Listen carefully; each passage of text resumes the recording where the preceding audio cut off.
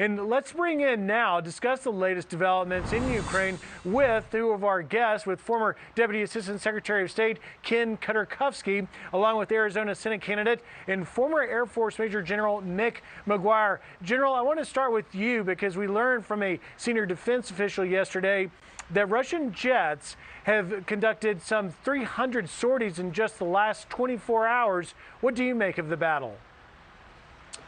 Well, you know, that increase in sortie production by the Russians is one of the reasons I've been saying for weeks, Griff, that we need to allow the Ukrainian pilots to go into Poland, pick up the MiG-29s that the Poles offered. President Biden fumbled this badly here with this change in position. Gives them defensive capability. We see how well their ground forces are doing around Kyiv. And you just talked about the fighting in the Donbass. We need to allow them to get those MiG-29s into the country. General, let me ask you what you make of these reports that the Pentagon saying that Putin is perhaps being misled about the failures of his forces in Ukraine.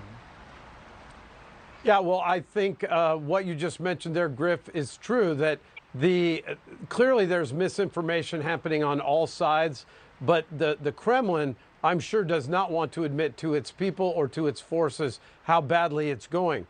You know, to Len's point about economic pressure, one of the things you mentioned when we started this, it's rainy and cold, the weather is shifting, much of the grain that is in Europe is grown in that region. The leverage that can be increased is reminding people, if those farmers in the south part of the country aren't able to put in their crops, there's going to be suffering much worse than just in the Ukraine. Maybe that brings China to bear and others to say we've got to stop this thing, de-escalate, and get him to pull back, because clearly in the conventional forces, the Ukrainians are winning. Every minute that passes plays into the hands of Zelensky, and they will prevail the longer it goes. Well, I think that's great advice and great insight. Len Khodorkovsky, Mick McGuire, thank you for your time. We've got to leave it there.